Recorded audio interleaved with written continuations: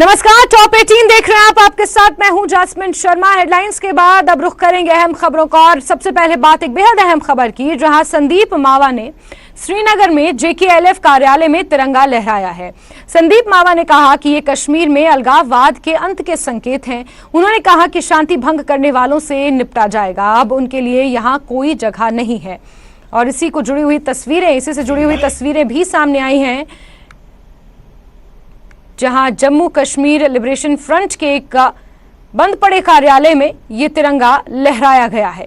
संदीप मावा ने ये तिरंगा लहराया है और उन्होंने कहा है कि इस तिरंगा लहराने के संकेत ये हैं कि कश्मीर में अब अलगाववाद का अंत होने जा रहा है।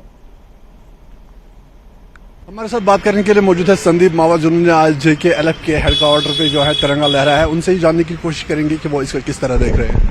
देखिए, आतंकवाद का अंत हो चुका है 2019 के बाद। तो अभी कुछ एलिमेंट्स थे जो चाहते थे कि इसका रिवाइवल हो, तो उस कारण हमने सेशनिज्म को, जो यहाँ लोग हैं, जो पाकिस्तान के स्पॉन्सर्ड लोग हैं, उनको मैसेज दे दिया। पहले हमने हुर्रियत ऑफिस में हिंदुस्तान का झंडा चस्पा किया और आज जम्मू कश्मीर लिबरेशन फ्रंट का जो ऑफिस है, हेडक्वार्टर है डाउनटाउन में, उस पर हमने झंडा चस्पा किया। इसका मकसद है कि कश्मीर में आतंकवाद का अंत हो चुका है और अखंड भारत की ओर हिंदू मुसलमान बढ़ चुके हैं। और अनकरीब ये सिर्फ यहां जम्मू कश्मीर तक ये हमारा सिलसिला नहीं रहेगा। जो पाकिस्तान ऑक्युपाइड कश्मीर, पाकिस्तान और अफगानिस्तान की ओर हम लोग अग्रसर होने वाले हैं। और अखंड भारत का जो सपना मेरे हिंदू मुसलमान डोगरे बौद्ध पूरा जम्मू कश्मीर हिंदुस्तान की आवाम देखना चाहती है, उसकी ओर अग्रसर होने की पहली पहल है।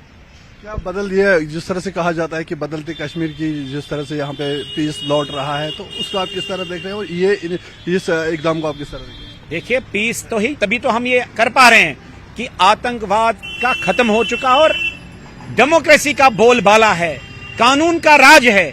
इस कारण हमने ये पहल की है टू सेंड अ मैसेज। ये कोई ये टोकन सिंबल होते हैं, ये कोई जंग नहीं होता है, लेकिन जंग की शुरुआत हम कर चुके हैं। मैं आपकी चैनल के थ्रू TRF को, हिजबुल मुजाहिदीन को, JKLF को और बाकी जो यहाँ आतंकवाद फैलाना चाहते हैं उनको वार्न करता हूं कि सुधर जाइए। आपके घर के पता, आपके रिश्तेदार, आपकी पूरी फैमिली की लिस्ट हमारे पास है। अगर आप मेन स्ट्रीम में नहीं आएंगे और कश्मीरियों की जिंदगियों में कोई चेंज नहीं लाएंगे तो चुन चुन के आप लोगों को मारा जाएगा। ये समय की बात रहेगी। ऐसे देशद्रोहियों को, जिनने कश्मीरी को मरवाया, लुटवाया, PSS में ठुकवाया, लिटिगेशन में फंसवाया, उनके लिए चेतावनी है कि सुधर जाइए, मेन स्ट्रीम में आ जाइए। ये वो पहल हम कर रहे हैं। क्या ये एक मैसेज है उन लोगों के लिए जो जिस तरह से यहाँ पे बात हो रही है, तो क्या इसके थ्रू क्या मैसेज आप देना चाह रहे हैं? देखिए, ये हम तभी कर पा रहे हैं जबकि पीस है। It is a historic thing. Peace को चांस दीजिए। 32 साल तक हम फिर से तरसे, अब पीस आ गया है और इसको कंटिन्यू करें। Thank you. इस तरह से आपने देखा, इनका भी यही कहना है कि अब यहाँ पे जो है वो पीस प्रिवेल हो चुका है और किसी को भी अब यहाँ पे अमन को ठेस पहुंचाने नहीं दिया जाएगा। जो भी इल एलिमेंट्स है उनको अंजाम तक पहुंचाया जाएगा। जहांगीर अजीज के साथ रईस मांगरे, नेटवर्क 18, श्रीनगर। अंतर्राष्ट्रीय शरणार्थी दिवस आज मनाया जा रहा है। इस मौके पर जम्मू में POJK के शरणार्थियों ने सरकार से POK को पाकिस्तान से वापस लेने का आग्रह किया है। शरणार्थियों ने उस दिन को याद किया जब उन्हें अपना घर छोड़ने पर मजबूर होना पड़ा था। वो उस दिन का इंतजार कर रहे हैं जब अपने घर वापस जाने का उनका सपना साकार होगा।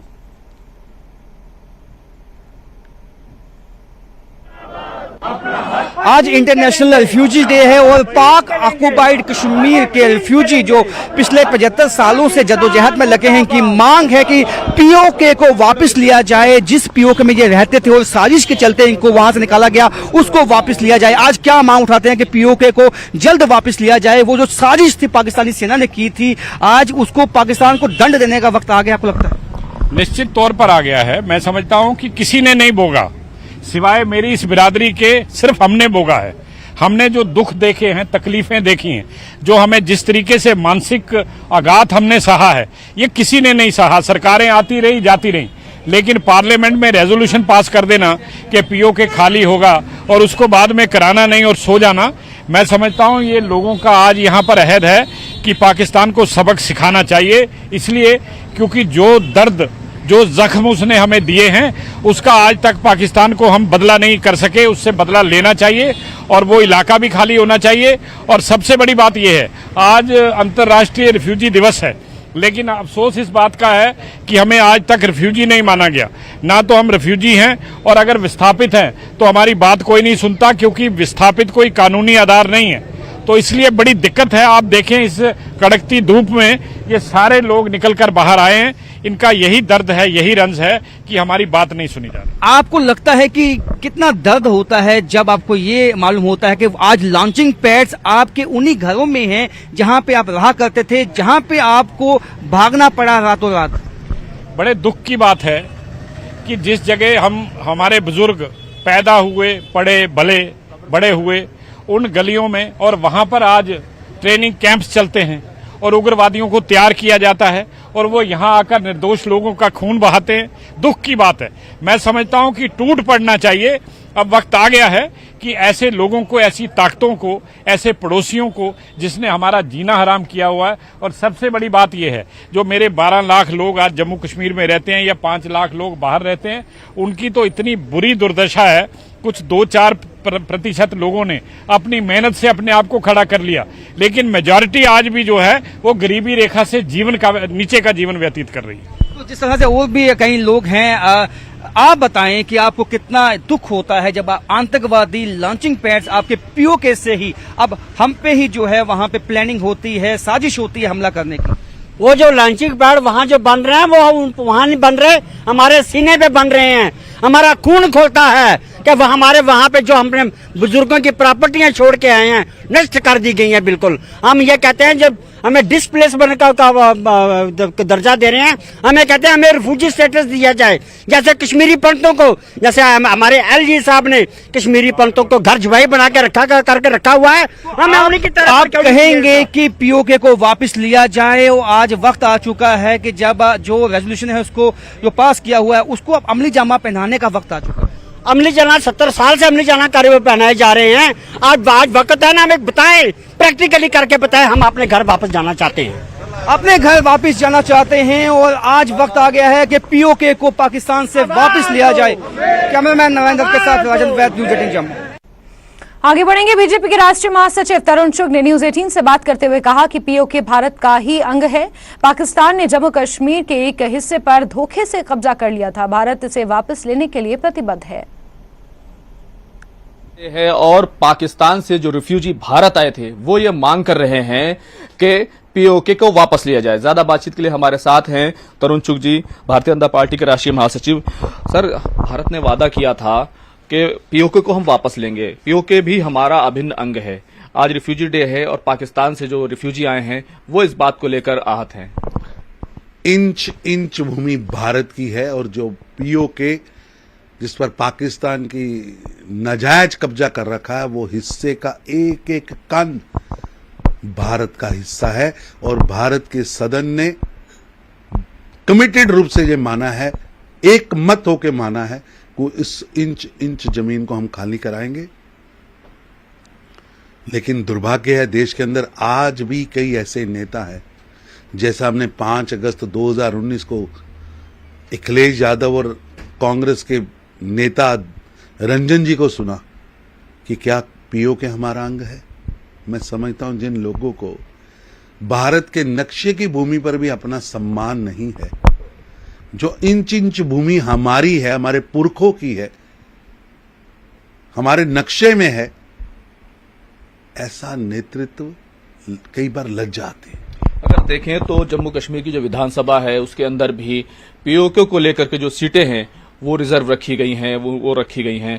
तो क्या नहीं लगता कि अब वो समय आ गया है कि जो हमारे रिफ्यूजी वहां से आए थे वो अपने घरों को वापस जाएं और पीओके भी भारत का हिस्सा? निश्चित रूप से ये भारत की कमिटमेंट है, देश के सदन की कमिटमेंट है, देश की सबसे बड़ी पंचायत की कमिटमेंट है और ये अवश्य पूरा होगा, अवश्य पूरा होगा। लेकिन देखें तो जो जम्मू कश्मीर की जो पार्टियां हैं वो लगातार इस बात की वकालत करती है कि पाकिस्तान से बात की जाए, जम्मू कश्मीर के मुद्दे को सुलझाया जाए, वो इस तरह की बात करती है। ऐसा है कि कुछ लोगों के तो मन में पाकिस्तान और चाइना का गाना हर समय बजता रहता है। मैं उनसे निवेदन करूंगा, भारत के चश्मे से भारत को देखिए और भारत को समझिए। अब आपका अलगवाद का ड्रीम, देश को तोड़ने का ड्रीम, जो आपके सपनों में कभी पाकिस्तान और चाइना आता है, उस सपनों से बाहर आए। कैमरामैन चंदन पटवाल के साथ खुर्रम शहजाद, न्यूज़ 18 दिल्ली। और खबरों का सिलसिला जारी है, लेकिन वक्त एक छोटे से ब्रेक का।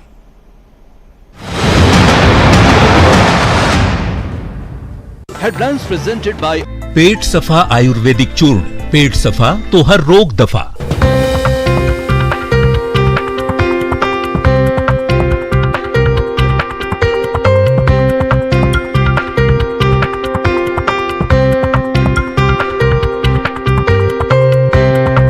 हेडलाइंस प्रेजेंटेड बाय पेट सफा आयुर्वेदिक चूर्ण। पेट सफा तो हर रोग दफा।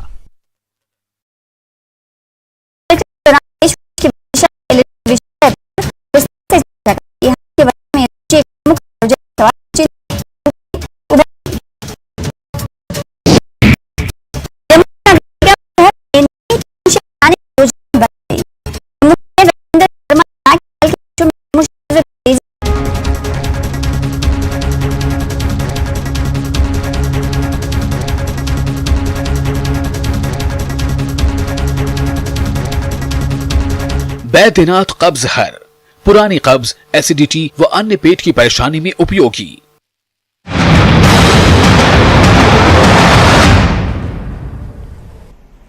ब्रेक के बाद खबरों के सिलसिले को आगे बढ़ाते हैं। अपनी पार्टी के प्रवक्ता और यूथ विंग के महासचिव इरफान मनहास ने PMAY मामलों में गड़बड़ी और बड़े पैमाने पर भ्रष्टाचार की रिपोर्ट के संबंध में पार्टी मुख्यालय में एक प्रेस कॉन्फ्रेंस की। उन्होंने यूटी भर में प्रतीक्षा कर रहे गरीब लाभार्थियों को धोखा देने का आरोप लगाया। उन्होंने प्रतीक्षा कर रहे हितग्राहियों को मकान देने से इनकार करने वाले RDD के आदेश को रद्द करने की मांग की। उन्होंने महंगाई, बिजली शुल्क में बढ़ोतरी और पंचायती राज के निर्वाचित प्रतिनिधियों से अधिकारहीनता पर भी बातचीत की। क्या कुछ कहा, सुनिए। PMAY ग्रामीण, जिसको हम जो मकान के केसेस जिनको हम शॉर्ट में बोलते हैं लोगों के लिए, आप बखूबी जानते होंगे कि इस पूरे स्कीम के अंदर जो है इस वक्त पूरी मतलब एक अफरा तफरी का माहौल है। एक बहुत ज्यादा लूप होल्स इसमें सामने आ रहे हैं और जब हम ग्राउंड पे देखते हैं तो ज्यादातर लोगों की जो शिकायतें मौसूल हो रही हैं वो यही है कि जो ये PMAY केसेस हैं, प्रधानमंत्री आवास योजना ग्रामीण का जो ये प्रोग्राम है, स्कीम है, ये उन तक नहीं पहुंच पा रहा। जो गरीब लोग हैं, जो इसके हकदार हैं, जो मुस्तहिक हैं, उन तक ये चीज जो है ये स्कीम नहीं पहुंच पा रही है। यहाँ पे सबसे बड़ा जो कैच है वो ये है कि इन लोगों को, जो हमारे गरीब लोग हैं, जो मुस्तहिक हैं इस प्रोग्राम के, उनको ये बोला गया कि आप जो है आप रजिस्टर हो चुके हैं, आप ऑनलाइन हो चुके हैं, तो आप एक काम कीजिए, आप अपना काम शुरू कर दीजिए। तो उनने अपना मकान बनाना स्टार्ट किया, जिसका उनने बेस जो है वो तैयार किया। और वो कैसे तैयार किया, क्योंकि उनके पास पैसे तो अभी आए नहीं थे, तो बहुत सारे लोगों ने उसमें लोन लिया, बहुत सारे लोगों ने कर्जा लिया, बहुत सारे लोगों ने अपनी चीजें बेची। क्योंकि आपको पता है ये मकान जो है ये दिल के बहुत करीब होता है किसी भी इंसान के, तो कहीं ना कहीं उनने वो शुरुआत की, सिर्फ डिपार्टमेंट के लोगों के कहने के ऊपर उन्होंने वो शुरुआत कर दी। उसके बाद आज तक वो केसेस जो है अभी तक उनके छोड़े नहीं गए हैं। और जब अब आज एक गवर्नमेंट की तरफ से पहल हुई है कि 2 लाख केसेस छोड़े जाएंगे, कि एक ऑर्डर निकला है 2 दिन पहले, जो कि RDD डिपार्टमेंट की तरफ से ज्वाइंट डायरेक्टर साहब ने निकाला है, on the approval of commissioner secretary RDD।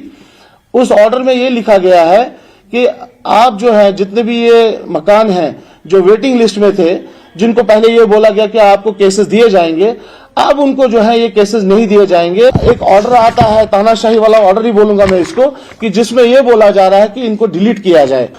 हम लोग डिमांड करते हैं कि इसको इमीडिएटली रिवोक किया जाए, इस ऑर्डर को।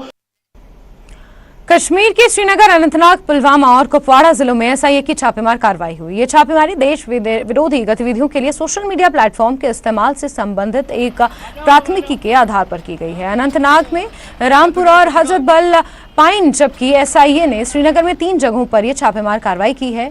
इस बीच फोन और सिम कार्ड्स जैसे कुछ इलेक्ट्रॉनिक गैजेट्स भी जब्त किए गए हैं। त्राल में भी एसआईए ने मोहम्मद सुल्तान भट्ट के घर पर सुबह सुबह छापा मारा। इस दौरान सिम कार्ड सहित मोबाइल फोन और बैंक के कुछ दस्तावेज जब्त किए गए। पत्रकार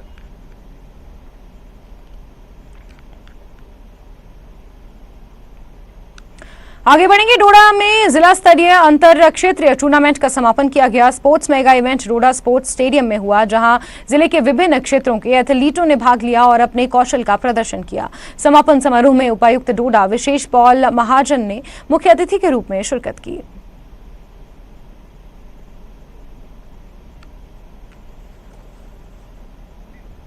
आगे बढ़ेंगे और जम्मू कश्मीर में विदेशी पर्यटकों की संख्या में असाधारण वृद्धि हुई है। इस वर्ष जनवरी से 19 जून तक 15,000 से अधिक पर्यटक जम्मू कश्मीर आए हैं। इस साल के अंत तक ये संख्या और भी बढ़ सकती है। जम्मू कश्मीर के साथ सदियों पुराने संबंध को पर्यटक फिर से जीवित कर रहे हैं।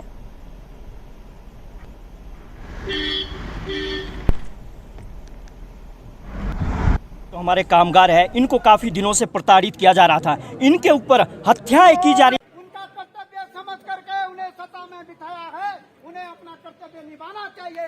जिस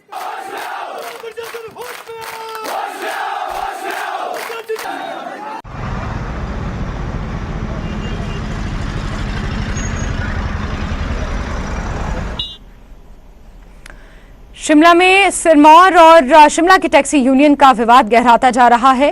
टुडेश्वर टैक्सी यूनियन का शिमला में हल्ला बोल देखने को मिल रहा है। उपायुक्त कार्यालय के बाहर ये प्रदर्शन कर रहे हैं। कैबिनेट मंत्री अनिरुद्ध सिंह के खिलाफ नारेबाजी भी सुनाई दे रही है। मंत्री पर क्षेत्रवाद फैलाने का आरोप लगाया जा रहा है। तो जिस तरीके से शिमला और सिरमौर की टैक्सी यूनियन में विवाद हुआ था, हाथापाई हुई थी, मारपीट हुई थी, उसके बाद से लगातार ये विवाद और गहराता जा रहा है।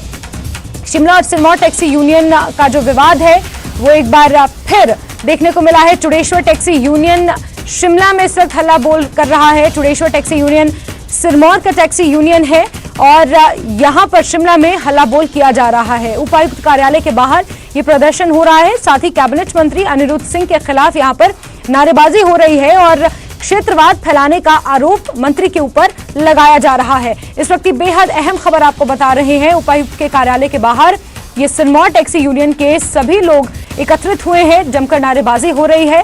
कैबिनेट मंत्री अनिरुद्ध सिंह के खिलाफ ये नारेबाजी हो रही है और एक तरीके से क्षेत्रवाद फैलाने का आरोप उनके ऊपर इस टैक्सी यूनियन द्वारा लगाया जा रहा है।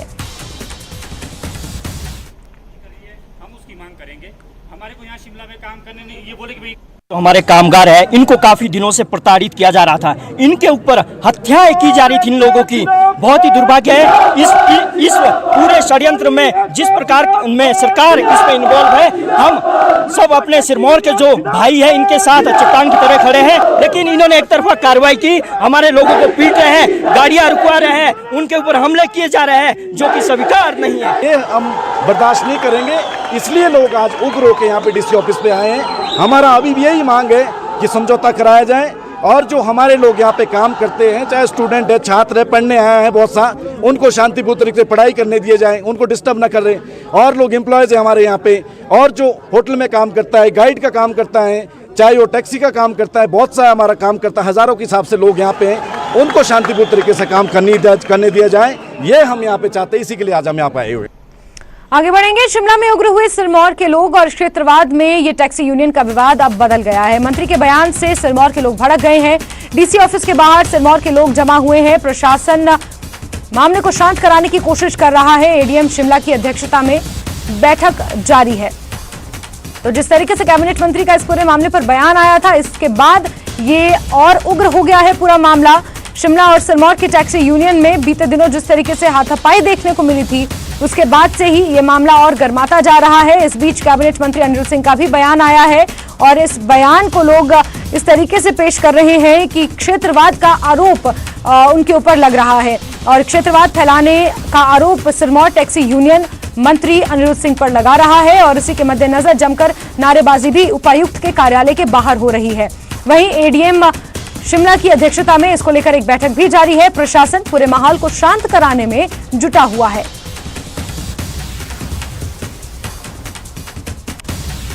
चलिए आगे बढ़ेंगे और सीएम सुक्खू से जुड़ी हुई खबर देंगे, जो एक बार फिर दिल्ली के दौरे पर पहुंचे हुए हैं। दिल्ली स्थित हिमाचल सदन में वो पहुंचे हैं। केंद्रीय मंत्रियों से भी मुलाकात कर सकते हैं। आज दिल्ली में ही सीएम सुक्खू का रात्रि निवास होना है और हिमाचल सदन पहुंचे हैं सीएम सुक्खू। कई केंद्रीय मंत्रियों से वो मुलाकात कर सकते हैं। आज दिल्ली में ही सीएम सुक्खू रुकेंगे और कई कैबिनेट मंत्रियों से मुलाकात का समय मांगा गया है। मुलाकात संभव है। हिमाचल सदन में सीएम सुक्खू आज रुकेंगे और एक बार फिर दिल्ली के दौरे पर सीएम सुक्खू पहुंचे हुए हैं। वहीं बिलासपुर एम्स यौन शोषण से जुड़ा हुआ ये पूरा मामला है। सीएम सुक्खू ने इस पूरे मामले पर संज्ञान लिया है। पुलिस प्रशासन से स्टेटस रिपोर्ट मांगी है। शाम 4 बजे तक ये स्टेटस रिपोर्ट सीएम सुक्खू को प्रशासन को देनी है। सुबह सीआईडी ने पीड़ित से पूछताछ की थी, जिसके बाद सीएम सुक्खू ने खुद इस पूरे मामले का संज्ञान लिया। जिस तरीके से एक सफाई कर्मचारी के साथ यौन शोषण करने का मामला सामने आया है, उसके बाद से ही सीएम सुक्खू ने त्वरित प्रभाव से इस पूरे मामले पर संज्ञान लेते हुए पुलिस प्रशासन से स्टेटस रिपोर्ट मांगी है, जो आज शाम 4 बजे तक पुलिस प्रशासन को सीएम को पेश करनी है।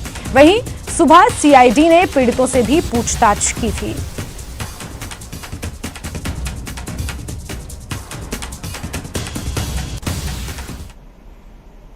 और एचआरटीसी में महिला बस चालकों की भर्ती भी होगी। राज्य सरकार ने यह फैसला लिया है कि महिला बस चालकों की संख्या बढ़ाई जाएगी। इसको लेकर उप मुख्यमंत्री मुकेश अग्निहोत्री ने निगम प्रबंधन को महिला बस चालकों की भर्ती के निर्देश दिए हैं। डिप्टी सीएम के आदेश के बाद एचआरटीसी प्रबंधन ने 25 महिला बस चालकों की भर्ती करने का फैसला लिया है।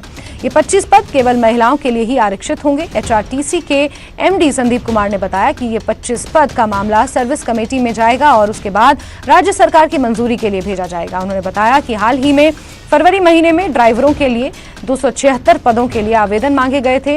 इनमें भी 3 महिलाओं ने आवेदन किया था। एमडी ने बताया कि इससे पहले ऐसा नहीं था कि केवल महिलाओं के लिए अलग से पद विज्ञापित किए गए थे, लेकिन अब ये 25 पद केवल महिलाओं के लिए ही होंगे।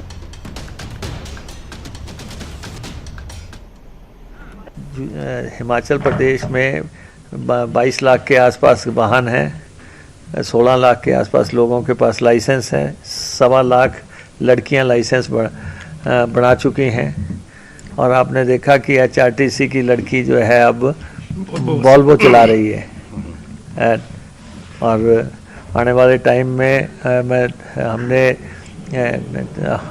एमडी साहब से कहा है कि जब भी भर्ती हो तो 25-50 लड़कियां जो है ड्राइवर भर्ती की जाए, जो कि हमारी बसों को चलाएं और ताकि समानता का भाव जो है यहाँ भी नजर आए।